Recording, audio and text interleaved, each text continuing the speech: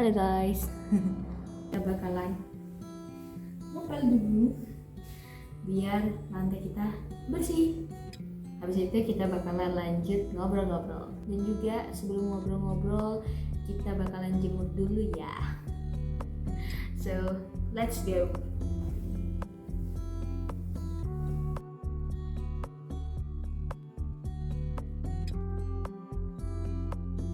Oke kawan-kawan semuanya, jangan lupa untuk membereskan kamar kalian. Alright guys, kita lanjut jemur pakaian. Let's go.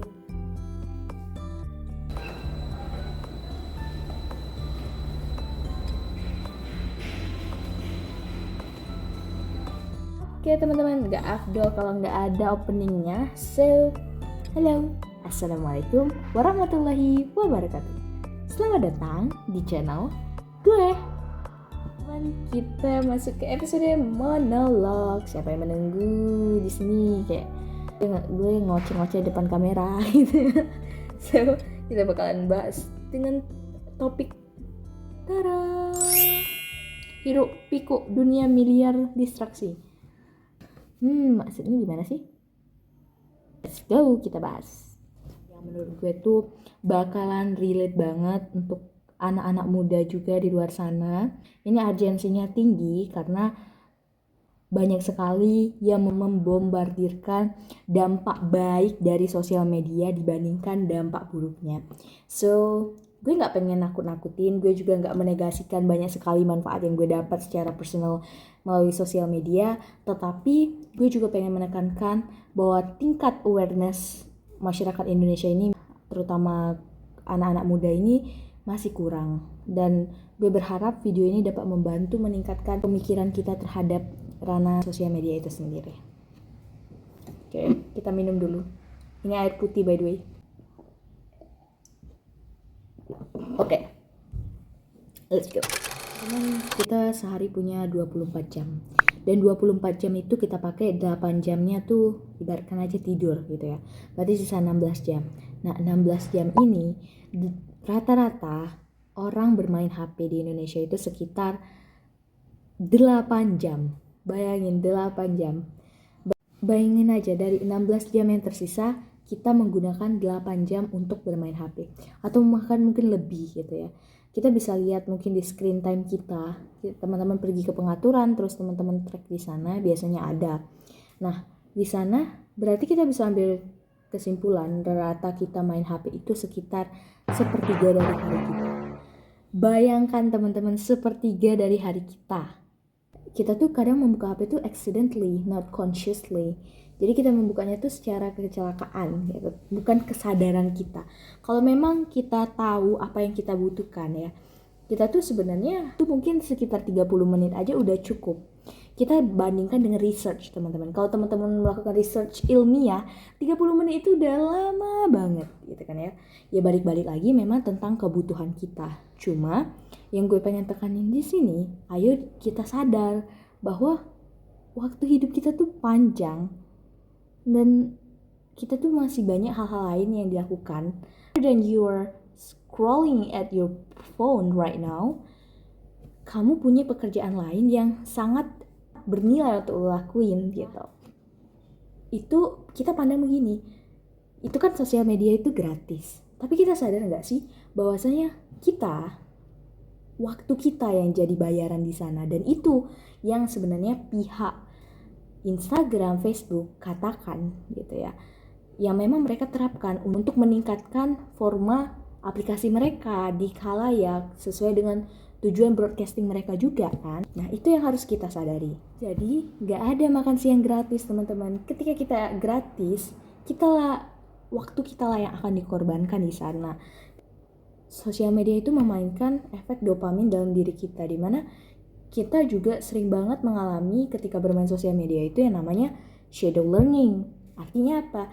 Artinya kita tuh seolah-olah udah belajar banyak hal karena kita udah lihat reels 45 detik dengan 3 kombinasi video. Misalnya 15 detik resep masakan, 15 detik tentang bisnis, 15 detik tentang sport. Dan kita udah ngerasa kita tuh ahli semua di 3 subtema ini. Yang hal-hal seperti ini tadi, kita tuh pemahaman kita tuh sedikit di sini, sedikit di sini, sedikit di sini. Gue nggak menyalahkan creator videonya, enggak. Cuma ketika kita memang ingin belajar sesuatu yang mendalam, kita nggak bisa dapetin itu di sosial media. Nah, shadow learning ini bahayanya karena kita seolah-olah udah tahu semuanya dan kita bakalan efek jangka panjangnya akan malas mencari tahu atau mungkin sudah merasa tahu banyak hal padahal kita baru belajar kulit terluarnya doang begitu.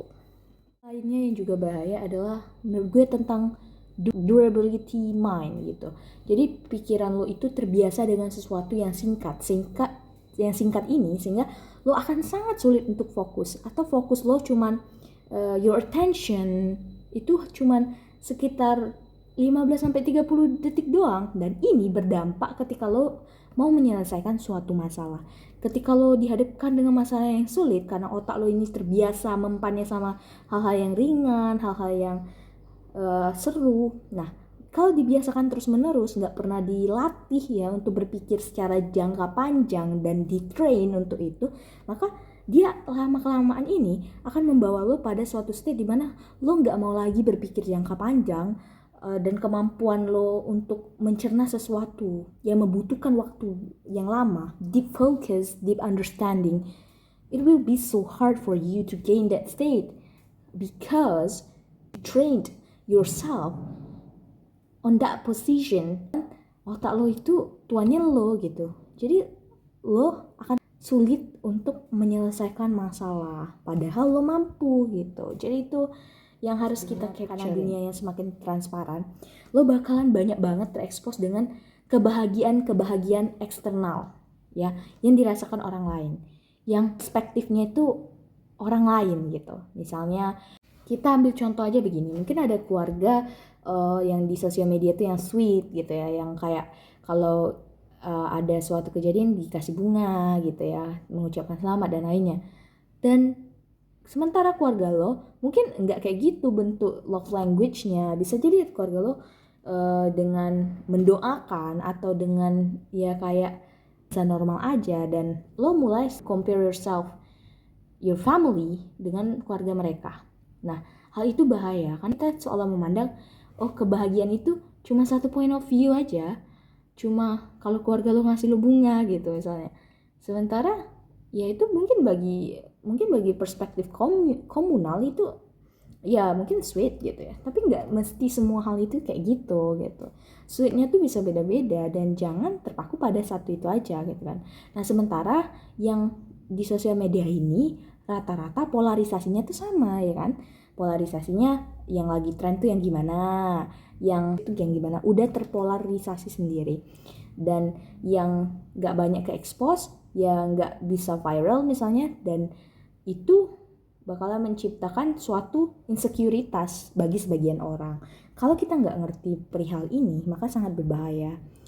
Kita akan terus, itu nggak cuma sebatas keluarga, itu juga tentang pencapaian, tentang liburan kemana, yang seolah-olah semuanya itu punya satu tolak ukur, yang padahal itu nggak sepenting itu. Nah, kita mikir juga nih, bayangkan cost yang udah kita keluarkan untuk sosial media, kuota, waktu, menunda-nunda hal-hal ini nih, yang waktu kita hanya menikmati kesuksesan orang lain tanpa menciptakan kesuksesan diri sendiri. So, ayo sadar.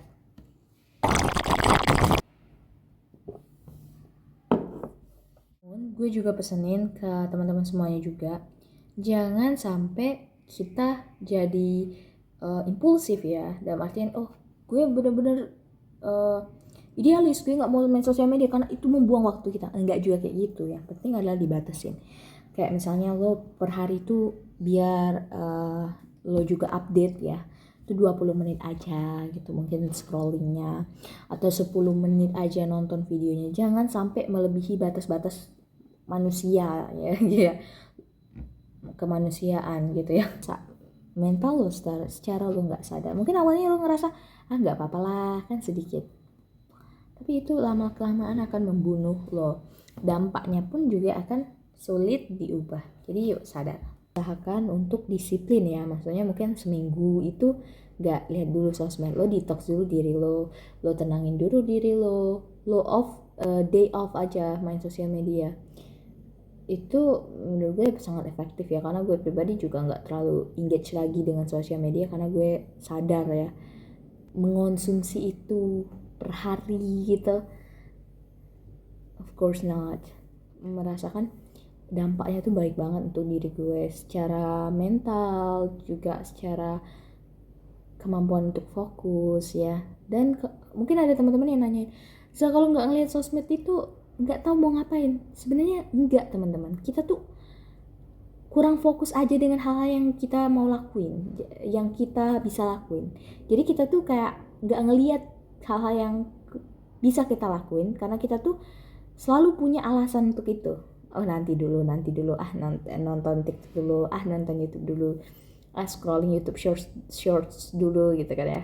Padahal banyak banget, lo bisa beres-beres, lo bisa baca buku, lo bisa nulis di diary lo bisa mengembangkan isi pikiran lo buat long term goals gue apa, hidup gue ini mau kayak gimana, panjang nanti rentetannya. Nah rentetan goals besar itu akan muncul goals kecil anak tangga yang kiranya mampu mengantarkan lo ke long term goals lo gitu. Jadi perlahan gitu.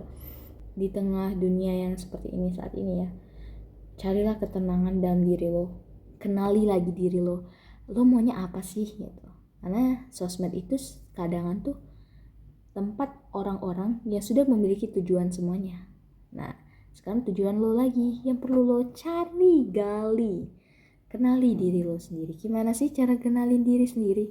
Pertama ya, ini tips saran dari gue. Pertama, goals lo apa, lo mau bawa diri lo ini kemana. Yang kedua, lo belajar hal-hal yang bisa mendukung itu. Misalnya gue pengen jadi atlet, lo jabarkan nih, gue harus latihan berapa kali, gue harus exercise berapa kali seminggu, gue harus gimana biar endurance gue bertambah misalnya, lain-lain.